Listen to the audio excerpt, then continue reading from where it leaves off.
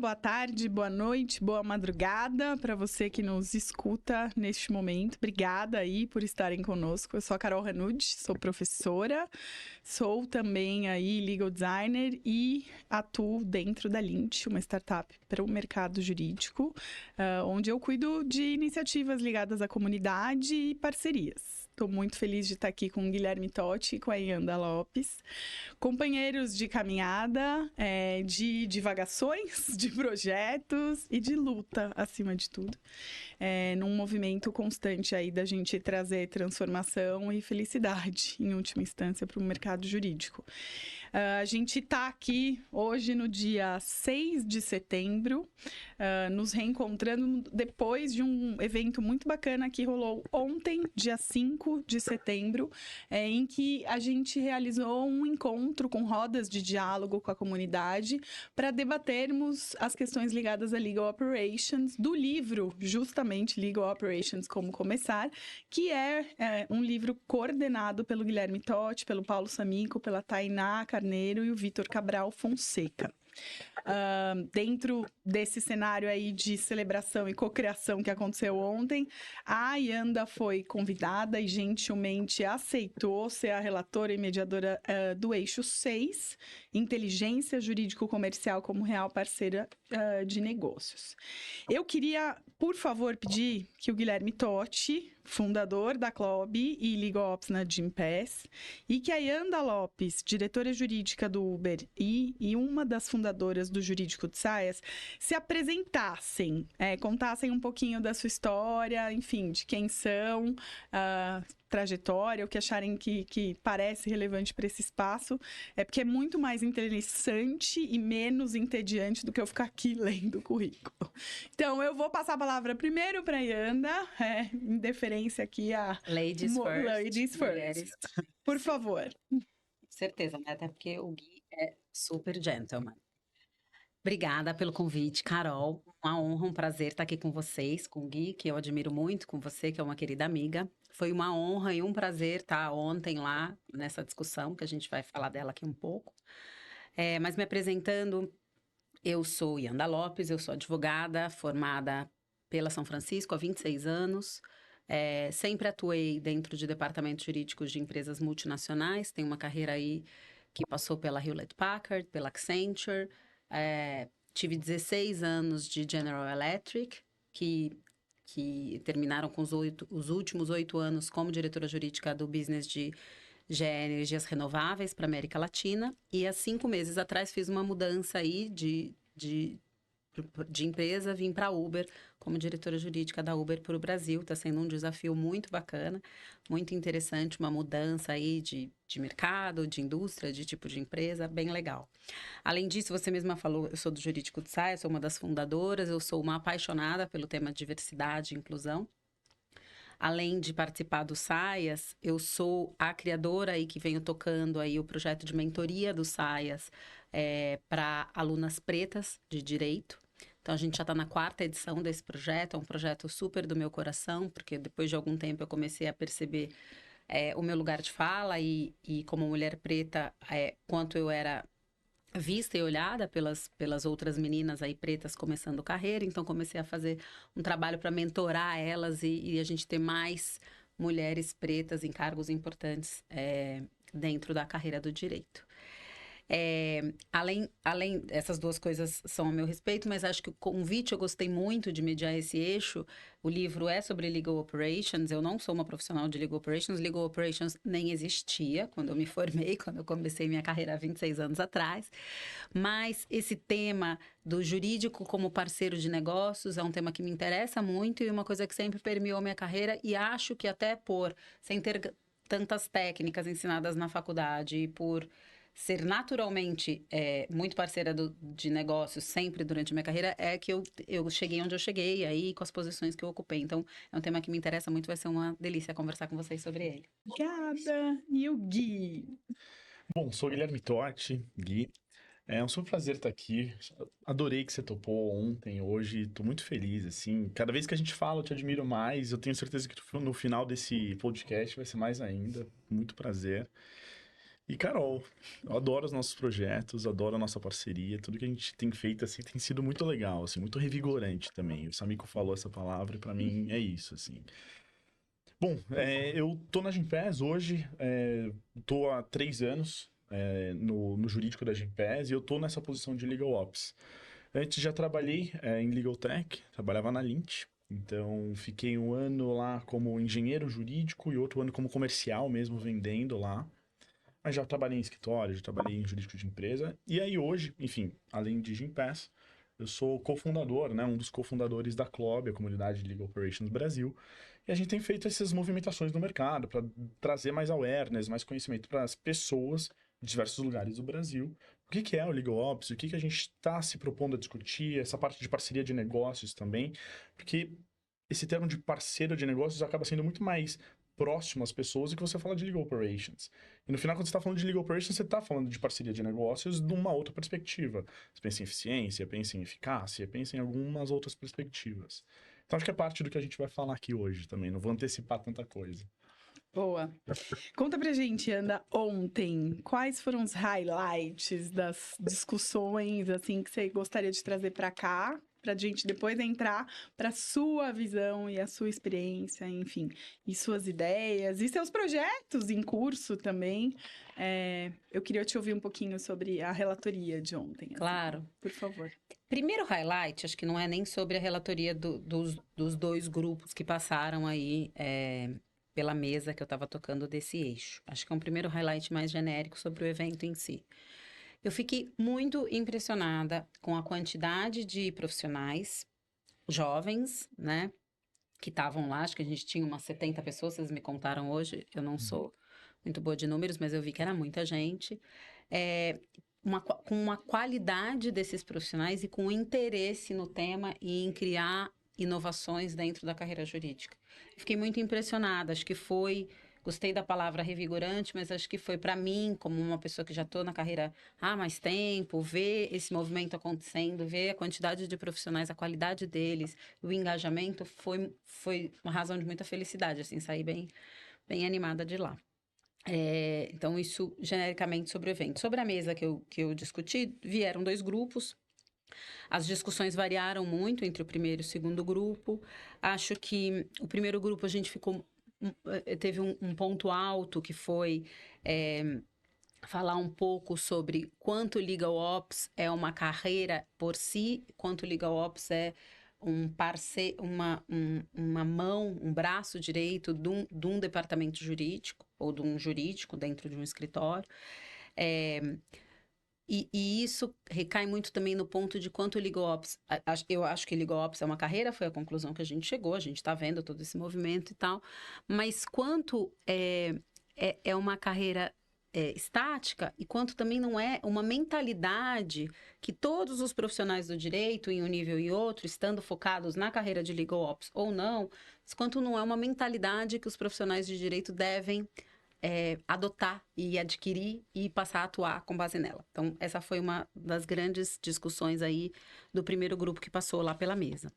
O segundo grupo, a gente foi um grupo interessante, tinha uma pessoa que não era advogado, e é um ex-executivo de empresa, e ele trouxe muitas provocações, e o grupo respondeu muito bem, sobre como o jurídico é visto dentro das empresas, como é visto como um departamento que fala não, é visto como uma área avessa à inovação, estática, e como as duas partes, assim, os profissionais que estão dentro dos departamentos jurídicos, mas também as áreas de negócio que têm departamentos jurídicos, como elas podem se aproximar. E como essa aproximação tem que ser feita de parte a parte, né?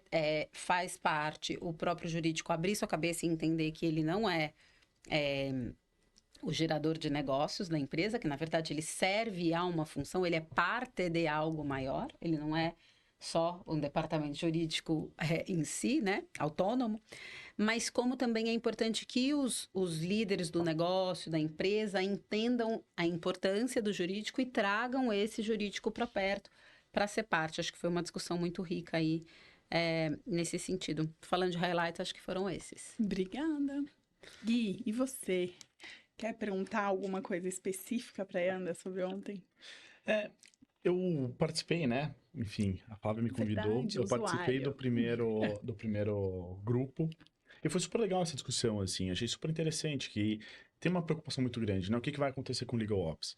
Só que pra mim, a discussão do que vai acontecer com o Legal Ops é muito secundária. Pra mim, é o que a gente tá fazendo agora, né? O Legal Ops não é os próximos passos de carreiras, de cargos e tudo mais de Legal Ops. Grande parte das empresas no Brasil não tem uma estrutura, então não tem muito o que discutir. Para mim, o foco principal é muito mais nesse trabalho de mentalidade do time ter uma consciência em pensar em melhorias, pensar em eficiências, pensar em operacionalizar algumas coisas ou automatizar algumas coisas que hoje em dia são feitas de maneira não tão eficiente no final do dia do que qualquer outra coisa, que você eventualmente despender um headcount inicialmente, que você nem sabe o que você precisa, você não mapeou uma dor inicialmente. Então, eu queria entender também, né, de você, como é que você enxerga isso com o time, né? Como é que o time, por exemplo, ele poderia ter essa mentalidade sem ter uma cadeira específica, né? Porque quando tem uma cadeira específica, você geralmente delega. Ah, eu não vou pensar em inovação, essa pessoa está sendo paga para isso. Então, Na verdade, eu acho que esse não é um bom modelo. Se você acha, como gestor jurídico, que você, ao colocar uma cadeira, e não estou defendendo não colocar, tá? Eu acho que é importante e já digo por quê. Mas se você acha que você, ao colocar uma cadeira dedicada a Legal Ops, tá livrando o resto todo da equipe em pensar em inovação, isso não vai dar certo. Porque uma pessoa dedicada vai puxar, mas ela precisa ali de todo o departamento jurídico que está lidando com o dia a dia dos problemas para trazer as questões e para pensar junto com ela. Senão ela não tem material, né, para seguir em frente. Você é melhor que eu aí, com sua experiência de Legal Ops, pode dizer, mas eu acho que o Legal Ops e um profissional com formação em Legal Ops, ele traz técnicas, né? Ele traz que ele estudou e formas que já foram feitas em outros locais e ele pode trazer tudo isso. Ele traz aí uma gestão, né?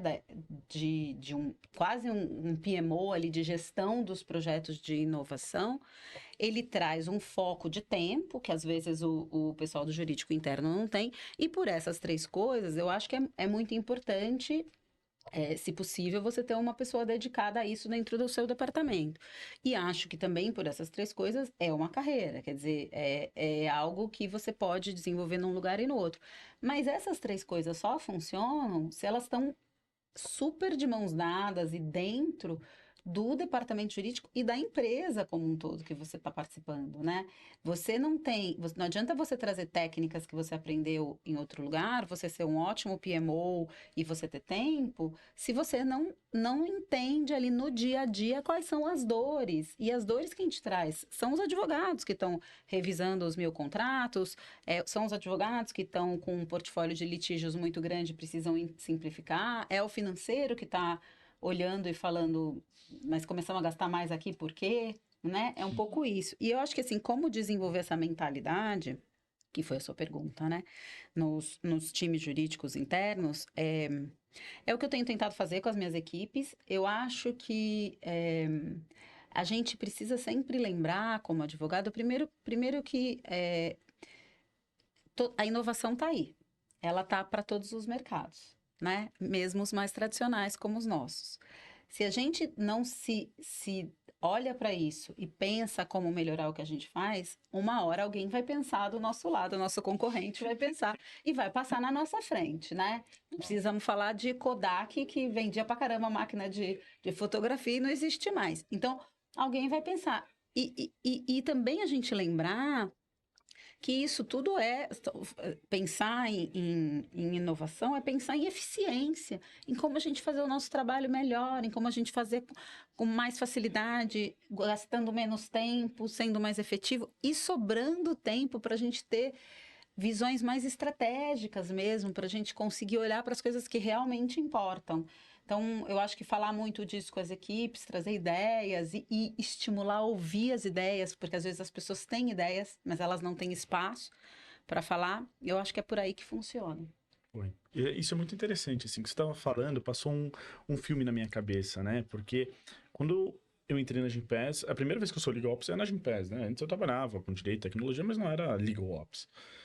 E eu cheguei lá, enfim, e aí a beleza do trabalho e também a dificuldade é que eu não consigo fazer nada sozinho mesmo, assim, não tem o que eu fazer sozinho lá. Enfim, acho que nenhum trabalho tem, mas o LegalOps ele traz um desafio que não é só você se relacionar com o jurídico, ou só não é pouca quantidade, né? Mas não é só o jurídico, tem 1 milhão de outras áreas. E aí vem as discussões de Gympass, até o modelo de avaliação das pessoas, que é aquele quadrante, né? O what e o how, o que e o como que você faz as coisas. E aí no LegalOps, cada vez eu vejo que é mais importante o como que você faz do que necessariamente o que, né? Porque se você não tem o commitment, ou se você não tem as pessoas trabalhando junto, com a mentalidade comprada, que nem o que você falou agora, nenhum projeto vai sair do papel, né? Então é isso de entender a cultura. Eu vejo isso muito no meu dia a dia, assim, também. Conta pra gente, Ana, por favor, olhando lá para trás na faculdade, algum professor, alguma professora chegou a te plantar uma sementinha de como você era um instrumento do negócio também, como Nunca, você imagina. seria uma parceira do negócio? Você é louca. Gente, ela me obriga a contar a minha idade, né? Mas eu já falei que eu tenho 26 anos de formada. Eu me formei em 1997.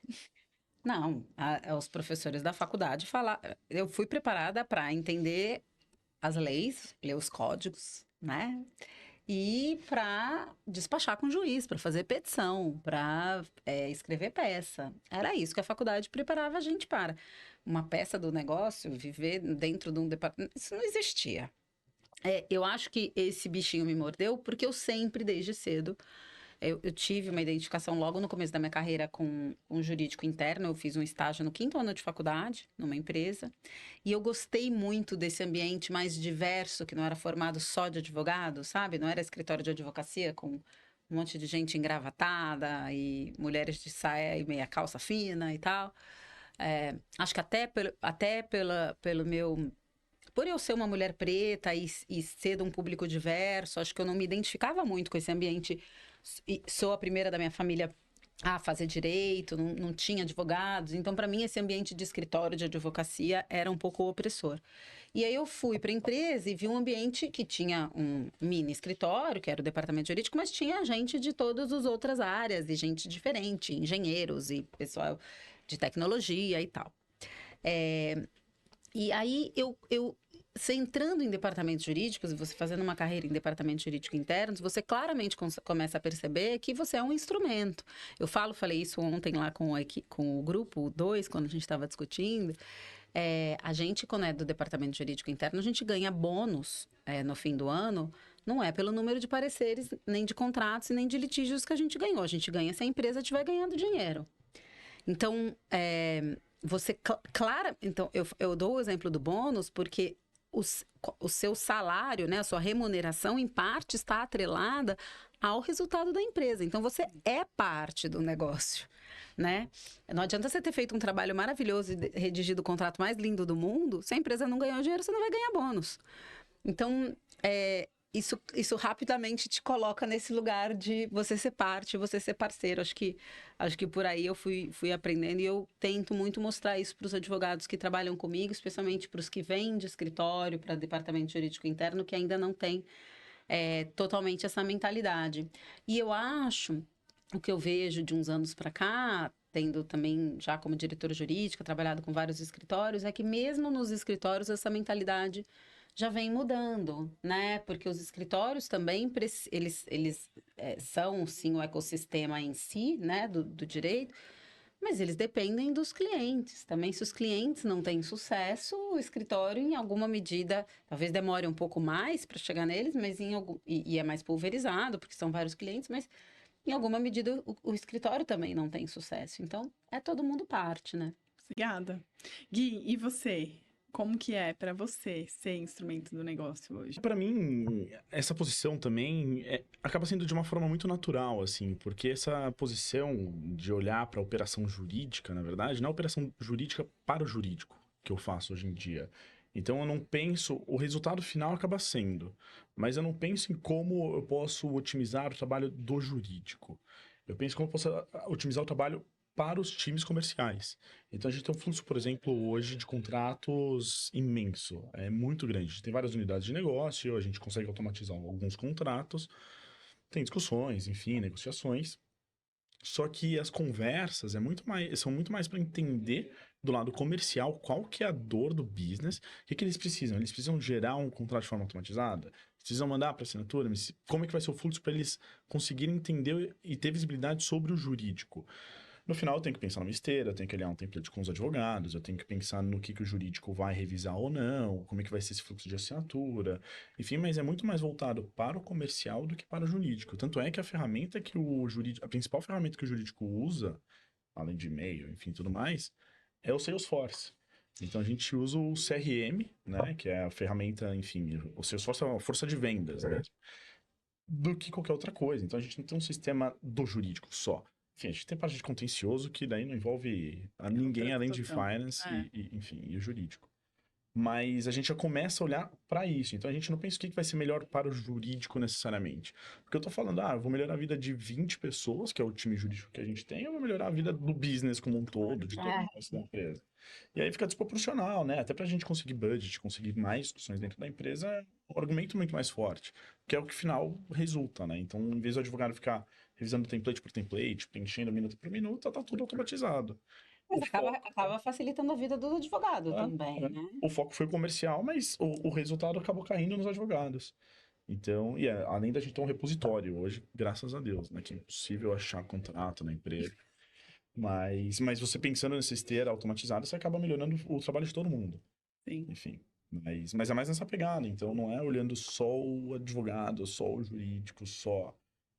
É muito mais a operação do jurídico sendo invisível, de certo modo, do que qualquer outra coisa, enfim. A gente tem cada vez mais uma realidade de profissionais de idades muito diferentes trabalhando lado a lado, né? Não sei se nas equipes jurídicas é tão, enfim, diverso assim no aspecto de idade, efetivamente.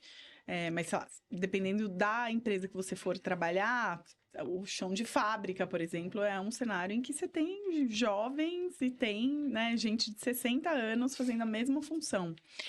Vocês sentem hoje, nas estruturas que vocês trabalham, e que as equipes que vocês gerenciam ou gerenciaram, uma maior dificuldade de lidar com determinados traços etários ou geracionais? Quando a gente vai falar sobre gestão de equipes ou como essas pessoas visualizam ou impactam positivamente ou negativamente o negócio? Porque eu não sei na tua realidade, né, Gui, na tua, e anda ou passado também, eventualmente, né, em outras estruturas que vocês já passaram.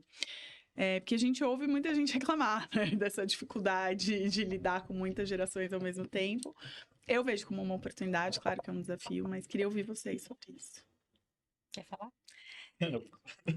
Eu acho, eu sou muito contra, assim, a reclamação nesse aspecto. Eu acho que é uma questão de ajuste, de adaptação, de você entender a linguagem do outro, você entender a motivação enfim, da onde vem aquela pessoa que é de uma geração diferente. Acho que na hora que você começa a olhar nessa forma e ver o que ela aporta, o que ela traz de positivo, eventualmente alguns desafios, você vai ter que se adaptar, mas o que ela traz de positivo, eu acho que é o caminho, né? Acho que a gente tem que ir um pouco por aí. Eu acho... eu não tenho grandes dificuldades. Claro que tem, para mim também, como uma pessoa de uma geração mais velha e trabalhando numa empresa super jovem, com gente muito jovem, tem alguns ajustes, sim. Eu tenho que, né, lembrar que não necessariamente eles foram talhados do mesmo jeito que eu para o trabalho, entendendo que o trabalho é a coisa mais importante da vida, tem outras prioridades, etc. Mas eu fico positivamente impressionada com a geração mais jovem que está por aí. Pelo menos eu vim da GE, onde tinham as pessoas com quem eu trabalhava eram de uma geração mais próximas a mim, até pela característica da indústria. E aí fui para Uber, que tem um pessoal bem mais jovem. E assim, eu fiquei impressionadíssima com a qualidade dessas pessoas, com comprometimento, com quão boas elas são tão novas, sabe? Eu fico pensando, eu não era assim tão boa quando eu era jovem desse jeito. Então, eu acho que tem muita coisa para ensinar pra gente, assim.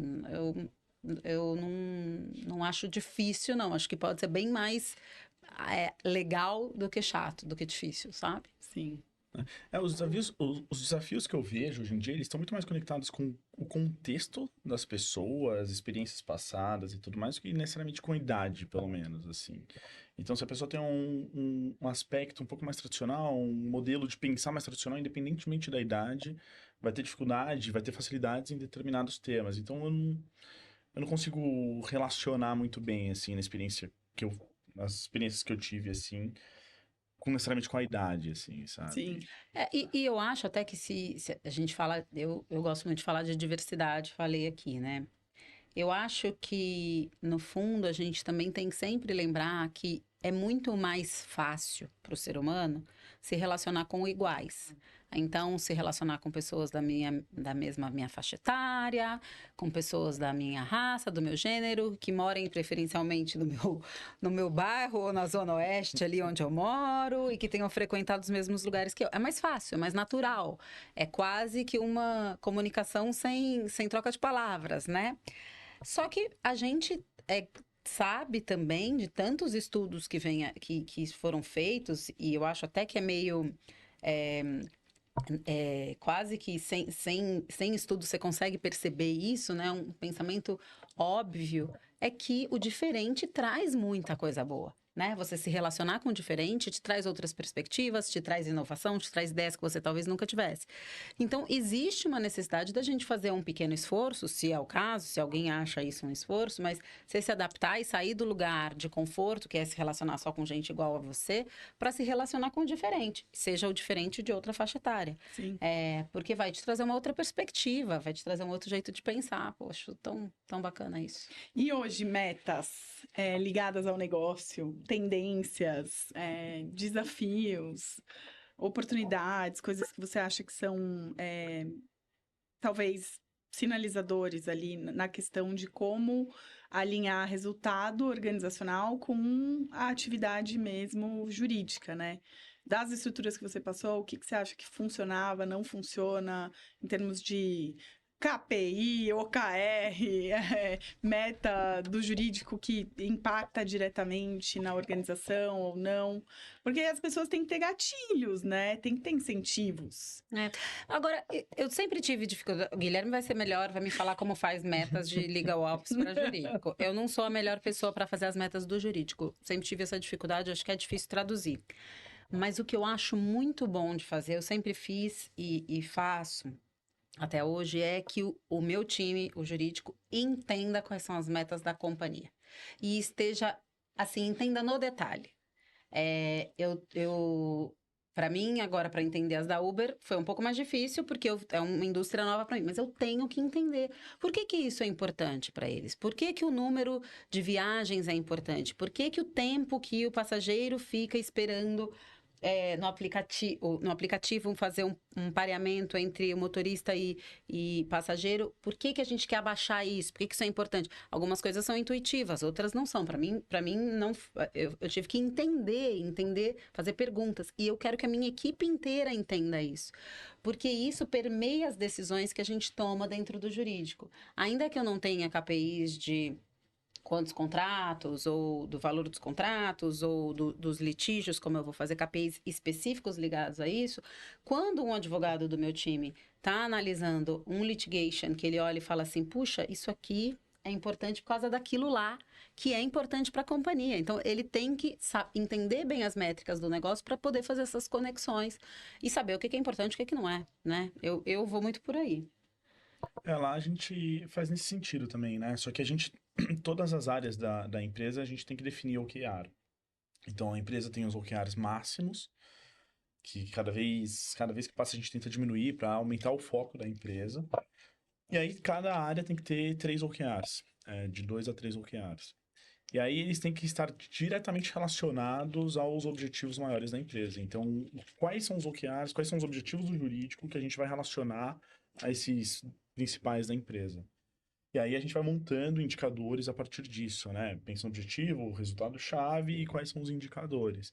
Então a gente tem que conectar. É claro que os resultados, eles estão conectados com o objetivo do jurídico, que está conectado com o objetivo maior, mas... E aí começa a surgir uma capilaridade, né? quais projetos eu vou fazer para me ajudar a pensar a alcançar esse resultado-chave, para alcançar o objetivo. Enfim, daí lá a gente começa a pensar numa linguagem mais universal, por exemplo, de projetos. Porque como a gente tem todos os objetivos muito bem alinhados e a gente vai começar, enfim, a gente sempre começa no final do ano para o próximo, a gente começa a definir quais serão os programas, né, o conjunto de projetos que cada área vai fazer, atrelado com os objetivos-chave. Então, ele é sempre muito pautado no business, assim. Então, é uma linguagem universal de projetos, uma linguagem universal de objetivos, metas da empresa, que cada área tem que se propor. E aí, o jurídico ele não pode fugir disso, não tem como fugir. Então, por exemplo, um dos OKRs do jurídico é aumentar a eficiência operacional, que daí entra a parte de legal ops. E aí, enfim, a gente vai se enchendo a partir disso. Mas é sempre pensando, a empresa quer ser mais rentável, né? Enfim, sem abrir muito OKR, a empresa quer ser mais rentável. Tá, então o jurídico ele atua muito em contratos, o que ele vai fazer? Ele pode ajudar a diminuir o ciclo de vendas, porque diminuindo o ciclo de vendas, ele vai diminuir o CAC, que é o custo de aquisição desse cliente. Tá, e como é que eu meço isso? Como é que eu diminuo esse ciclo de vendas? Eu penso em automação? Eu penso em autonomia para o time comercial? Eu penso em mais advogados? Não necessariamente, enfim.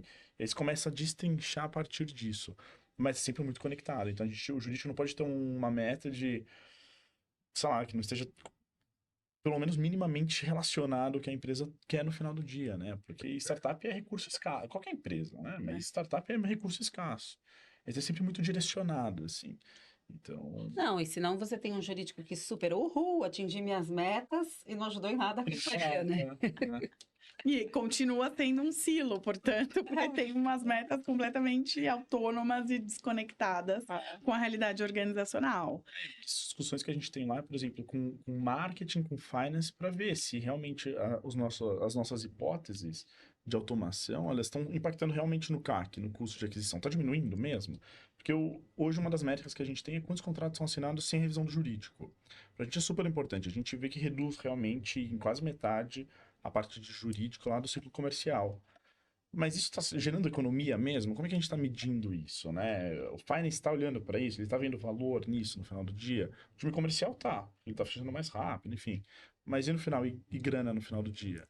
Então são essas discussões. É importante, esse ponto é legal, porque a gente até falou disso ontem no grupo que você estava. É importante implementar soluções, mas depois testar o que elas significaram também, né? Para você ver o impacto real delas, porque às vezes tá todo mundo mais feliz, mas não gerou dinheiro nenhum, e você gastou um super dinheiro para implementar aquela solução. Então, também para você, né, fazer um. Tem razão. E na contratação de escritório terceirizado hoje, Anda, você consegue alinhar também metas com eles? Você vê uma abertura maior para ter pelo menos uma clareza do outro lado dos escritórios com relação a uma necessidade de um nível de serviço X, de metas, índices, etc. e tal? E ao longo da tua carreira você acompanhou esse mercado, né, de escritórios, principalmente grandes escritórios, amadurecer nos últimos anos nesse sentido? Eu acho que sim, a gente tem que. Eu acho até que.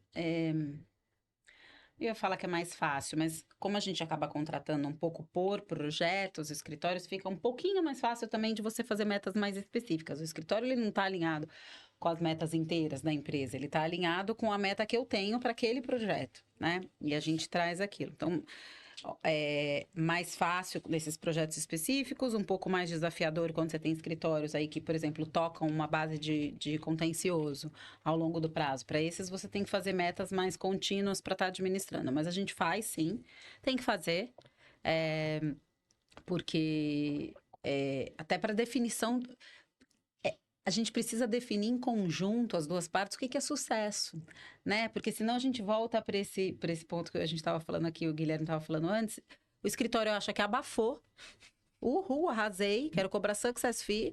E você fala assim, não, mas não era isso exatamente que eu estava buscando, né? Então, a decisão ficou linda na tese, né? A decisão do juiz e tal, mas não me serve na prática, por exemplo.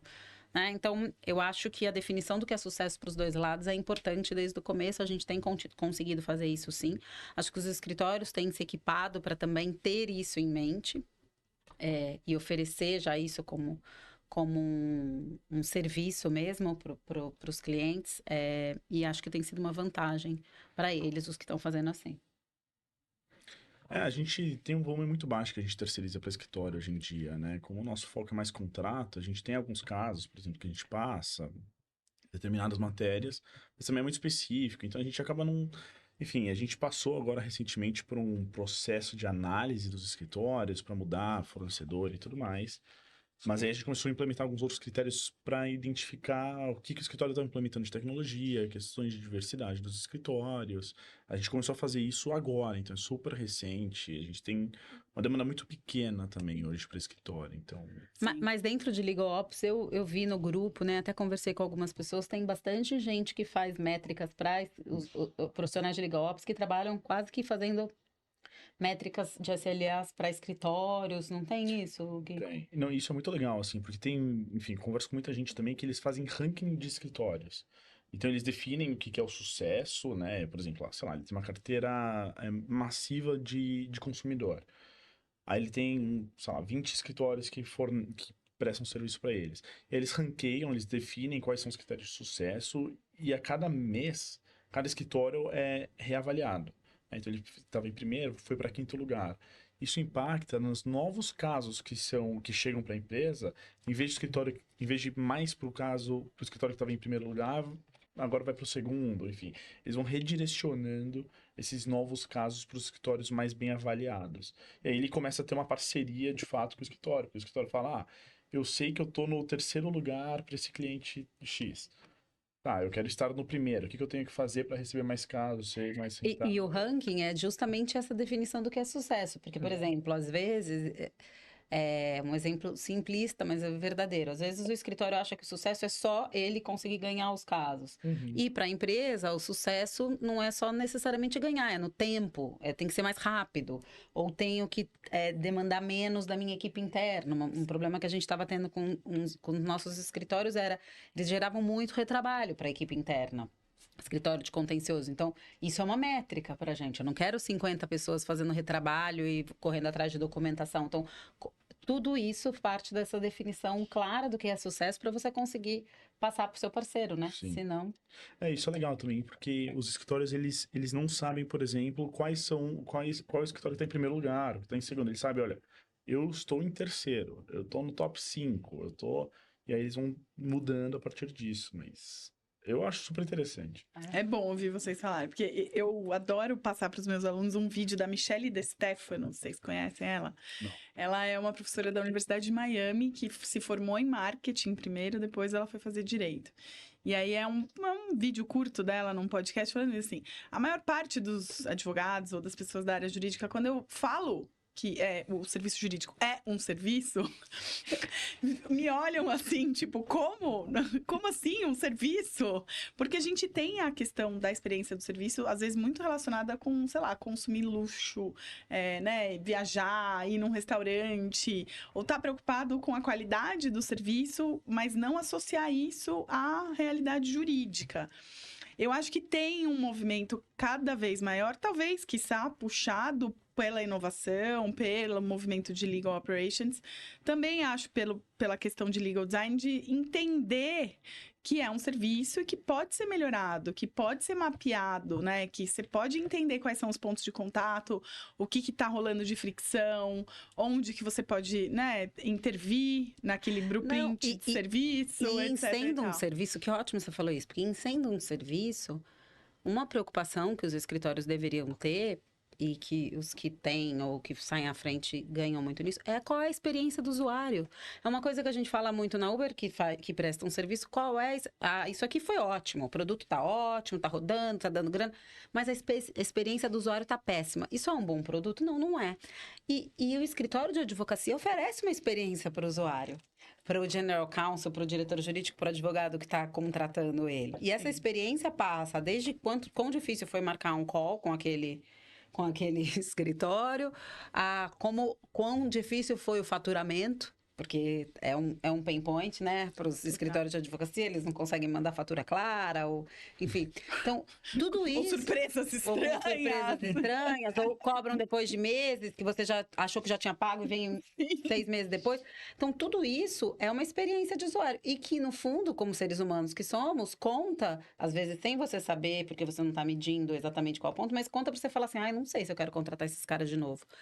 Né? É meio que quase gut feeling, assim, tipo, acho que não. Total. Né? Então, é importante. Eu tinha um meme, uma piada pronta com a Tessa Manoela, que experiência, né, de serviço com o escritório de advocacia não é servir pão de queijo e cafezinho. Que não é isso que vai contar a qualidade do pão de queijo e o cafezinho que você recebeu quando você foi lá. Mas é bom ouvir, né, de quem demanda, de quem contrata, que vocês estão nesse movimento de incentivo e de educação, porque sozinhos os escritórios não mudam, assim, a gente sabe também com relação à diversidade e inclusão, né, precisa vir do mercado, precisa vir do cliente, esse nível de exigência, né, essa pauta, e acho que vocês têm feito tanto no Jurídico de Saias, isso tremendamente, incrivelmente, bem. Por outro lado, também na questão de exigir mais qualidade no serviço, exigir mais transparência, exigir menos fricção. Então, parabéns. Não, e eu acho que a gente está numa profissão, o direito, como outras também, né? A gente vê a medicina, a gente falou muito disso ontem no grupo. Que, teoricamente, assim, historicamente, se acha em outro patamar do que o resto dos mortais, né? Então, eu sou advogado, então eu posso, né? Eu sou médico. Só que o fato é que quem sai na frente, oferecendo essa melhor experiência, sendo o médico que não te faz esperar 1 hora a mais na sala de consulta, que até 10 anos atrás isso era completamente aceitável. Hoje, eu não vou num médico se ele me fizer 1 hora esperar numa sala de... Eu não vou. Pode ser, é maravilhoso. É só ele que vai salvar a minha vida? Não, tem um monte de outros. Então, eu vou em outro, que não vai fazer eu esperar 1 hora. Então, é um pouco a mesma coisa. E acho que se os escritórios que saem na frente conseguem entender o lado do usuário aí, o que é importante e que não é, o pão de queijo, cafezinho, vão se dar bem. Isso faz parte. Eu tenho visto uns escritórios, por exemplo, que eles entendem que... Agora estão entendendo que eles conseguem automatizar. Eles conseguem fazer parceria com o Legal Tech, por exemplo, automatizar alguns contratos ou peças que são commodities, que é produto. Tem algumas peças padrão, template, que é produto. E aí ele impacta no serviço final, que daí é essa experiência do usuário. Então, como ele consegue ser mais efetivo, mostrar mais dados para os clientes... Enfim, é uma trajetória longa, assim, que os escritórios têm que passar e alguns estão sacando já isso, assim... Mas é entender também que nem tudo precisa ser feito, aquele bespoke, né? Aquele manual e redigir tudo. E sim nessa agilidade, nessa parceria, em ter um ecossistema entre escritório, Legal Tech, empresa. Então, acho que é um caminho também que... E talvez mudar estamos vendo, job org dentro tanto das estruturas de escritório quanto dos jurídicos, né? Porque, tradicionalmente, é advogado júnior, pleno sênior, ou é sócio. E, assim, sócio tem que gerir equipe, mesmo que não goste. E que odeie pessoas. Vai ter que gerir. Assim, gente, para, né? Cria outros tipos de descrição de atividades. E o cara que é super bom de relacionamento tem que fazer a parte técnica. E o cara que é muito bom técnico e detesta relacionamentos tem que fazer relacionamentos, né? Por que a gente não aproveita? Você está dizendo uma coisa bacana. O melhor das pessoas, Que eu acho que as empresas já têm um pouco mais dessa visão, né? De, às vezes, fazer um job description, né? Uma exigência de soft skill e de habilidade técnica que é mais condizente com a possibilidade. Ninguém é perfeito em tudo, não funciona muito bem. Amém. Eu quero ser uma parceira de negócios no departamento jurídico hoje. Quais são suas dicas? Faça, não faça, Yanda, por favor. Olha, primeira coisa, quem é seu cliente? Você está dentro do departamento jurídico, você tem um cliente ou alguns principais clientes. Quem são? Você precisa saber quem são. Segunda dica básica que eu daria para qualquer um. Sente com esta pessoa e pergunte. O que eu posso fazer para te ajudar? O que eu faço que você gosta e que te ajuda? O que eu faço e que não é legal para você? Escute, sem reagir. sabe? Sem se justificar. Às vezes tem várias justificativas. Pô, ela vai falar que eu digo não pros contratos, eu tenho que dizer, porque, poxa vida, tá errado, não tem limite de responsabilidade, blá, blá, blá. Tudo bem, mas escuta. Escuta e se coloca no lugar da pessoa, entende de onde ela tá vindo. Escuta e a partir daí construa com essa pessoa explica seu lado um pouco depois de escutar. Explica seu lado um pouco e construa aqui qual é o meio termo que vocês podem chegar. Mas acho que a dica de ouro, isso foi um passo a passo, né? Identifica seus clientes, vai lá e conversa com eles e constrói. Mas a dica de ouro é estabeleça relacionamentos próximos com os seus clientes principais. Se você não vai no escritório, se você não pega o telefone, não senta na frente da pessoa para conversar com ela, se você fica só respondendo e-mail, cara, sua chance de ser um parceiro é diminuta. Muito bom. Concordo plenamente. O presencial faz suas maravilhas e seus encantos, né? E ter profundidade na troca, na inteireza que aquela pessoa é. Porque se você só fala com ela por e-mail, você não consegue nem começar a ler, né? O que é interessante, o que é, enfim, gatilho para outra pessoa, qual é o perfil psicológico, do que a outra pessoa gosta, etc e tal. E teve uma frase, até anotei aqui, do segundo grupo ontem, eles falaram que é isso, pessoas se conectam com pessoas, a gente tem que estar ali no olho. Entender que seu cliente também é uma pessoa, tem as métricas dele, tem o chefe cobrando dele de algumas coisas e você tem que estabelecer um relacionamento com ele para daí ajudá-lo, né? Assim que você vai conseguir. Obrigada. E você? Eu tô muito alinhado com isso. Pra mim, o principal ponto é a construção de confiança. E é exatamente isso que você tá falando, assim. Eu não consigo fazer nada, ninguém consegue. Se você não confiar na outra parte, se você não consegue delegar, se não consegue assumir, co-criar, pensar em novas ideias, se você não tem uma relação de confiança. E é uma relação, né? É uma construção, é um caminho, não vem do nada, não vem por e-mail que você falou. Tô totalmente alinhado com isso. A gente caminhando aqui para os movimentos finais, né? Eu queria perguntar se vocês querem inverter aqui, fazer pergunta para mim ou um para o outro, enfim, abrir aqui livremente. Tem alguma pergunta fora do script? Eu tenho para você. Eu gosto muito de você, assim, porque você tem um perfil muito provocador. Você analisa, você observa, você é muito forte nesse aspecto, assim. Eu queria entender de você o que você vê que mais falta, por exemplo, nos departamentos jurídicos para abrir essas inovações, para ser mais plural, qual que você acha que é o principal motivo hoje dessas estruturas jurídicas? Estão mudando, estão melhores.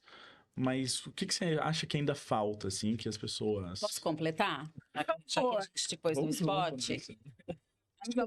Acho que você tem esse jeito super verdade o que o Gui falou. Acho que o que falta, minha pergunta é essa aí também, mas adicionaria só uma coisa. Você vê muitas empresas também. Você conversa com muitos departamentos jurídicos, você conversa com muitos líderes de departamento jurídico. O que você acha que é o diferencial dos que estão mais próximos dos negócios, estão mais próximos de inovação e dos que não estão? Bom, vou começar, na verdade, falando da questão de se mobilizar, né? De ir pra ação, assim. Eu acho que isso pressupõe vulnerabilidade pra caramba, tá confortável em se expor e, tipo, e errar e não ser tão perfeccionista, que é uma coisa difícil na nossa profissão, porque as pessoas querem histórias de sucesso o tempo todo e, tipo, perfeição. Então, não sei se talvez seja um pouco da formação do advogado, de julgar muito, de estar sempre querendo contar só a história bonita, não olhar para os fracassos, e, portanto, isso te deixa na inação. E é mais difícil de você fazer um movimento, porque provavelmente você não tem certeza se vai dar certo ou não.